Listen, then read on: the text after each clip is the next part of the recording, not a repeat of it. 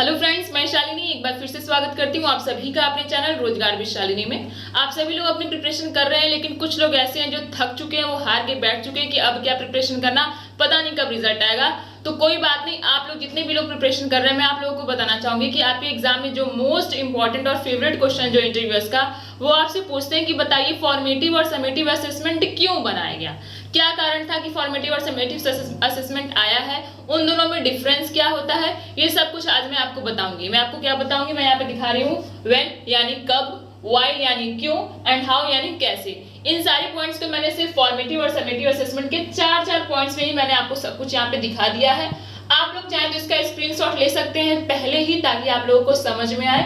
मैं one by one करके इसको एक्सप्लेन करूंगी, आपको ये भी बताऊंगी कि फॉर्मेटिव और समेटिव असेसमेंट दोनों अलग क्यों बनाया गया, आखिर क्या कारण था फॉर्मेटिव और समेटिव असेसमेंट बनाने का। ये आपके एग्जाम में भी क्वेश्चन बनता है कि बताइए फॉर्मेटिव असेसमेंट क्या होता है, क्यों बनाया गया, समेटिव असेसमेंट क्या होता है, क्यों बनाया गया, क्या रीजन है, क्या इंपॉर्टेंस है, क्या इसकी नीड है, ये आपसे पूछा जाएगा। तो चलिए हम लोग देखते हैं। सबसे पहले हम लोग देखेंगे कि फॉर्मेटिव असेसमेंट, ये फॉर्मेटिव असेसमेंट क्या होता है, जो हम लोग क्लास के बीच बीच में, अभी हमारा पूरा जो कोर्स है वो कंप्लीट नहीं हुआ है, लेकिन फिर भी हम लोग बीच बीच में FA1 FA2 ये सब करवाते रहते हैं। ये होता है हमारा फॉर्मेटिव असेसमेंट, और ये क्या करता है, बच्चों की मदद करता है, उनकी हेल्प करता है लर्न करने में, कोई भी चीज प्रैक्टिस करने में।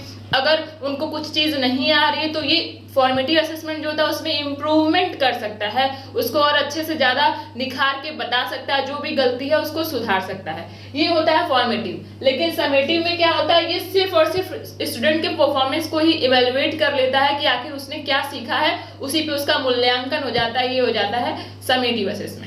ठीक है, नेक्स्ट पॉइंट है व्हेन, यानी कि फॉर्मेटिव या फिर समेटिव असेसमेंट होता कब है। तो मैं आपको बताऊंगी कि फॉर्मेटिव असेसमेंट कब होता है। ये थ्रू आउट द कोर्स आप ले सकते हैं, आप लोग चाहें तो बीच बीच में क्लास टेस्ट भी ले सकते हैं, उसको भी आप लोग फॉर्मेटिव ही बोलेंगे। लेकिन जनरली हम लोग जो एक बेसिक रूल के तरीके से करते हैं वो FA1 और FA2 होता है। उसमें हम लोग 2-3 चैप्टर पढ़ा के बच्चों का टेस्ट लेते हैं, उससे देखते हैं कि बच्चों को जो भी हमने समझाया है, जो भी हमने पढ़ाया है, वो उन्हें अच्छे से समझ में आया है कि नहीं आया। और जो बच्चे परफॉर्मेंस अच्छा नहीं दे पाते, जो भी पॉइंट उनका वीक होता है, उनको हम लोग फिर से सुधारने की कोशिश करते हैं, अच्छे से उनको समझाने की कोशिश करते हैं।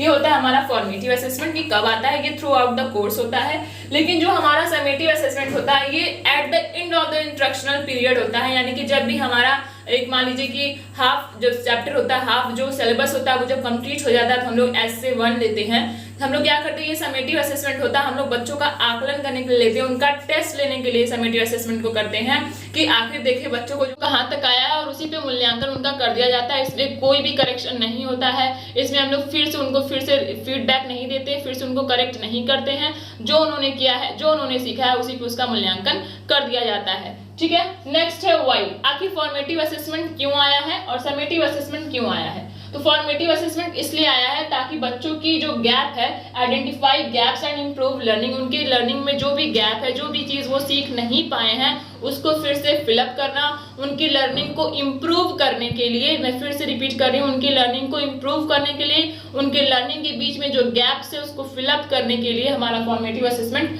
आया है। लेकिन ये जो आया समेटिव असेसमेंट के इसलिए आया ताकि हम लोग क्या करें, collect evidence of students knowledge skill and proficiency.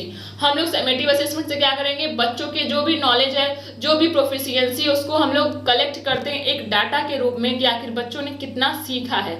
ठीक है, नेक्स्ट पॉइंट है कि हाउ, आखिर फॉर्मेटिव असेसमेंट कैसे होता है और समेटिव असेसमेंट कैसे होता है। तो फॉर्मेटिव असेसमेंट होता है via approaches that support specific students need. ये हम लोग कुछ ऐसी एक्टिविटीज करवाते हैं, ऐसे काम करवाते हैं, ऐसे टेस्ट लेते हैं, चाहे वो प्ले के रूप में हो, चाहे वो किसी भी गेम्स के रूप में हो, चाहे वो किसी भी एक्टिविटी के रूप में हो, चाहे वो कोई एक्सपेरिमेंट हो, चाहे वो कोई कुछ भी हो, उसके थ्रू हम लोग बच्चों का क्या करते हैं, एक स्पेसिफिक टेस्ट लेते हैं, एक स्पेसिफिक नीड क्या है बच्चों की, उसको सुधारने की कोशिश करते हैं, उनकी जो भी नीड है उसको हम लोग सपोर्ट करते हैं ताकि वो जो भी अपनी कमियां हैं उसको सुधार सके।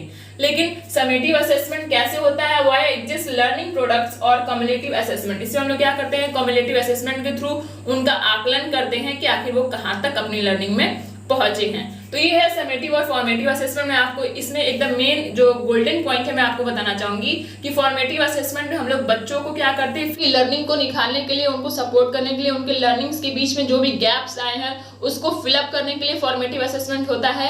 इसको हम लोग इम्प्रूव कर सकते हैं, चाहे वो बच्चों की तरफ से हो चाहे वो हमारी तरफ से हो, लेकिन समेटिव असेसमेंट में कोई भी करेक्शन नहीं होता है। ये at the end of the instructional point होता है। यहाँ पे सिर्फ और सिर्फ हम लोग बच्चों का आकलन करते हैं कि आखिर उनकी लर्निंग में कितना प्रोफिशिएंसी है, किस तरीके से उन्होंने सीखा है।